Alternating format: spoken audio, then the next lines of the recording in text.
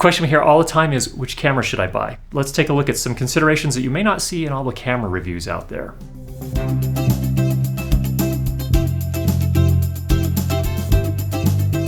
There are a ton of camera reviews out there, but one of the things that we don't hear a lot about in the camera reviews is overall workflow. And so today I wanted to talk about that a little bit because I think that really drives which camera may be the best fit for you. So to do that, I brought on my friend Jacob Fenn here to talk a little bit about that. Jacob, tell us a little bit about your background and why we would have you on to talk about workflow and choosing a camera. Yeah, sure thing. So my background's kind of varied. Like everybody nowadays, you end up wearing a lot of hats, but I think because of that, you end up knowing how certain decisions you make, in production, say, affect post-production. So a lot of having, varied experience between production and post. Right out of film school, I went into post, acted as a colorist primarily, and then also got into doing DIT work in production. So just wearing both those hats means you get a good idea of, the workflow of a camera, not just the technical specs of the camera, but how you're going to be relating to that camera in production and how those decisions are going to affect, your workflow through DIT and into post. And not even just through post, but into archive. All right, so in light of considerations of workflow for both production and post-production, you bought a new camera. I did. What'd you end up with? Well, as you know, Canon kind of kicked off that DSLR revolution and then did nothing else with it. So we've been waiting a long time for Canon to give us something that had a good small form factor, had greater than HD resolution and internal RAW recording. So yeah, I'm happy to say that I've been shooting with the 5D Mark III. Been really happy. With Magic Lantern, of course. This is the C200.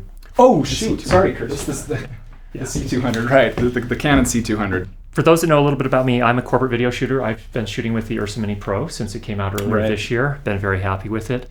But tell us a little bit about C200 and how kind of that fits into your workflow, both on the production side and the post side. So I feel like a lot of what people know about the C200 is that it's a camera with sort of a bipolar personality, right? It's got the low-end codec and it's got the high-end codec. Mm-hmm. So I find a lot of people are frustrated that there's no broadcast codec in it. There's no 422. So you are kind of limited that way in that it's not a technically classifiable broadcast camera. But the reason I'm excited about it is because I am so accustomed to online-offline workflows. I find there are some huge advantages to doing an online-offline workflow. And I think sometimes those are overlooked. And in the case of the C200, it's a very powerful camera when you consider some of the workflow advantages. So just really quickly, so you say online-offline workflow. Just to be clear, that's a proxy workflow, right? Correct. Where you're recording really high-quality RAW plus a lower-quality MP4. Right, exactly. Okay. And other cameras have had that. I know a lot of people were excited about the Sonys, like the smaller mirrorless Sonys, because they have a dual mode, but that dual mode isn't really a proxy workflow. It's just shooting a file that sort of somewhat represents what you shot that day. It's not a frame accurate, file that you could edit and then you could actually reconform to your original media and have it match up. Okay. So I think the A7R3 is an exception to that. I think the recently announced A7R3 supposedly lets you do that online-offline workflow. Cool. Okay. So what is it about that workflow that you really like, that makes it so that's something that's important to you? Because that was a thing you had considered the Ursa Mini Pro originally, but it doesn't do that. It only records a single file at a time. Correct. So C200 kind of gave you that. Why is that so important to you? Yeah, so again, the importance is finding the workflow that works for you. And in my case, I really like being able to shoot proxies to an SD card and then just pull that SD card out, be able to edit that on my laptop, be able to edit that in the studio. I can do whatever I want with it because just the file size footprint is so low. Yeah. And the proxy file, while it is a proxy file, it's a 35 megabits per second file, I believe. So it's a proxy file, but it's very usable still. It's not like the compression is so great or the resolution so low that you can't see what you're doing. Mm-hmm. You can definitely make pretty valid artistic decisions, especially editorially where you're more dealing with timing and you're dealing with anything you need to zoom into and check anything. It's right. It's not like photography where you need to loop and check everything for minute detail. Right. So being able to just have that facility of using that offline proxy right from an SD card, I can pop the SD card out of the camera, put it right on my laptop, do a cut on my laptop, or a lot of this stuff is going cloud-based anyway, right? So if you're trying to upload something to Frame or whatever it is you use, then it's easier to take that proxy file and get it to an editor somewhere else. And then you can have the online media that they can send you just, an XML or an EDL or whatever you want to use, but they can send you something that says this is the edit, and then you can reconform that using the online media. Okay. So I'm curious, so that actually makes a lot of sense for especially kind of the higher end projects you work on. So for example, you can, especially if you're doing it all, if you're shooting, then you can edit on your laptop at night after you get the kids to bed or whatever. Right. Come back into the studio the next day, reconform, and then do your coloring. But what about if you're just doing one of your more day-to-day types of jobs? What do you do on the C200 in that case? Yeah, so that's again where it's nice because it's got the two codecs, both ends of the spectrum. So again, people kind of disparage the 420 4K, but I look at it as a lot of the deliverables anyway are still in HD. So even if you have this chroma subsampled image that's being shot at 4K 420, scale it down to HD, and suddenly you're not at 420 chroma subsampling anymore, right? You're at a significantly higher color resolution than you had at 4K. So I think too often we get caught up again on the spec and we don't pay attention to the real world use. Find a camera, rent one. I highly encourage people to rent a camera to see if it works for your workflow before just jumping in and spending, $7,000 or $8,000 on a camera. So yeah, if you try the camera out and put it through its paces, then you can tell pretty quickly, okay, is there really a use case scenario I have where I always demand the raw quality, or when should I use raw and when should I go with the more compressed 420? Okay, yeah. So here's another question, maybe somewhat related, but the C200 runs what, 8,200, 8,300? Yeah, I want to say it's like $7,000 and then $1,500 more. The B version, right? That doesn't come with the EBF and the LCD and the handle. Right. And then it's $1,500 more for those, I think. Okay. There's a lot of things in there. The neutral density filters, good battery life, XLR inputs, both mic and headphone, right? Input and output for audio. So there's definitely a lot to like. The media, while it is CFast, and that is more expensive if you're comparing it to something like an SD card, I guess, again, it depends on your perspective. If you're looking at a Red Mini Mag, right, for a comparable record time on a Red Mini Mag, it comes in a little cheaper than that. So, yeah, not to open that can of worms, but there are some affordable CFast cards. You can get a 512 gigabyte CFast card. So you get over an hour of recording with that. And again, where based on the workflow, I don't have to care that that's 512 gig because I'm just taking the SD card, right? I'm coming back home, popping it into my laptop, right? And then I edit on my laptop. And then when I go back to the CFast media, I'm only pulling the stuff off the CFast card that I want. Right. So, your shooting ratio will determine how much of that you're actually using, obviously. Right. But just to be able to use those proxies to say, okay, now I only want this raw footage is very, very convenient. So depending again on your situation, you might still need to do backups of that CFast raw. It's a gigabit per second, so it is a pretty hefty data rate. So if you do need to make backups of that, obviously there's going to be some cost in getting the hard drives and things that you have to have for the redundancy of your production footage. But I think in a lot of situations, it's even fine to just shoot to SD card, right? Go home, edit the SD card, come back to the studio where I have the online media. Resolve has a bunch of good features. They've done some newer stuff with the part of the collaborative workflow that I think a lot of people don't take advantage of or don't realize is an advantage. Isn't necessarily just two people working at the same time, but it's that I can have my laptop act as it's a Postgres server basically. So I set the laptop up as the server. I edit on it at home.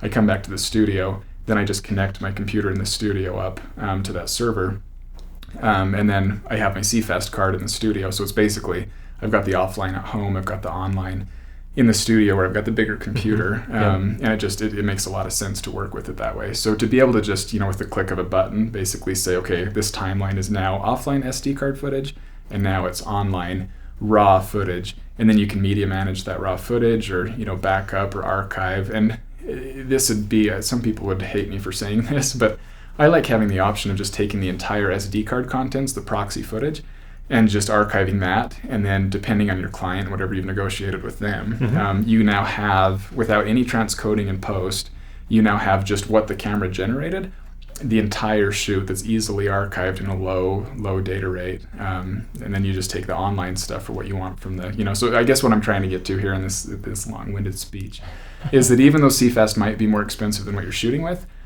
the workflow advantage lets you use the proxies. If you leverage the proxy workflow, you're able to use to maximize the space on the CFast card that the RAW is taking up. So in that way, you really can get the best of both worlds. Yeah. So I've also been pretty happy with Canon support. It did take a while for just to be able to get access to somebody that could be helpful. I mean, it took probably 4 weeks. So I guess that's not as laudable, but there was an issue with like recording higher frame rates on the camera. If you tried to do the proxy workflow, then it had an issue where timecode didn't match between the online and the offline file. So after reporting that and talking with someone from Canon Tech Support that from the Pro Imaging division, he was very good, and they had a firmware update out for it very, very quickly. So I definitely can applaud Canon for that. So right now there's a little bit of question about how to deal with the raw files in post-production with the C200. But for my testing, the Cinema Raw Light codec has been very, very, very good. It's not like they pared down the codec significantly to try and not undercut their higher end cinema cameras. It's been very robust, and there is a way to work with it in Resolve. It still gives you the flexibility of RAW without having to go through the Canon software, which I don't see a lot of point in the Canon software. So I'm glad that we do have a way to work pretty well with the RAW files. So that's probably got to be another video. So maybe we do a video. Maybe we do a video on that. On workflow specifically, that's more screen captures and kind of specifics. But I do like the workflow. It has been working well, and there is a way to get around that. So lest anyone think that you are a Canon fanboy, which you might be, I don't know. Depends on the day. What's not so great about the C200, or who is it not for? Yeah, so there are a couple things. I mean, like any camera, you have little quirks. So like in comparison, I mean, you can't really say what's good or bad about it without comparing it to other cameras, inevitably. So like with the Ursa Mini Pro that you've got, I do like just some of the toggle switches and things on the Ursa Mini Pro. I find it easier to adjust ISO, for example, just by flipping the toggle switch up and down, rather than hitting a button for ISO and then relying on like the little joystick here. Because a lot of times I'll pull this off. In fact, that's one thing I should mention I love about this is I can still use this body on a pistol grip style gimbal, so I don't need like a bigger Movi or a Ronin M or a Ronin or anything. I can actually just fit everything in one pretty small camera bag. And for a lot of the stuff I do where it's, if I run out and just do something run and gun, or it's travel or fun or family or whatever, it's just easier to pare this down to just this, no handle, stick it in a camera bag, still have the option of putting a couple lenses in that bag, and then still putting it on a pistol grip gimbal, which also goes back to what does this not have? There's no sensor stabilization. And obviously, you're not finding, a lot of cinema cameras with sensor stabilization, so I shouldn't really cite that as an issue. But we're all just so used to shooting with mirrorless cameras with sensor stabilization. And you go from something like a GH5, right? You shoot with the GH5. Yeah. You go back to something like this, and you're like, oh, yeah, I forgot. I forgot, that it just shakes when you touch it. That's another thing when you go to pull focus. The touch screen, you have to be a little bit conscious of tapping the touch screen, because it is phenomenal to have a touch screen where you're just basically pointing at what you want focused on. You can even see as I do that now, it kind of I think some of it's just the leverage of having the screen out like this and tapping it. You can feel the whole body reverberate. And without any type of stabilization, unless you choose optical stabilization in the lens, you do see that shake come through in the footage. But then you touched on another massive pro with this that I don't have on my Ursa Mini.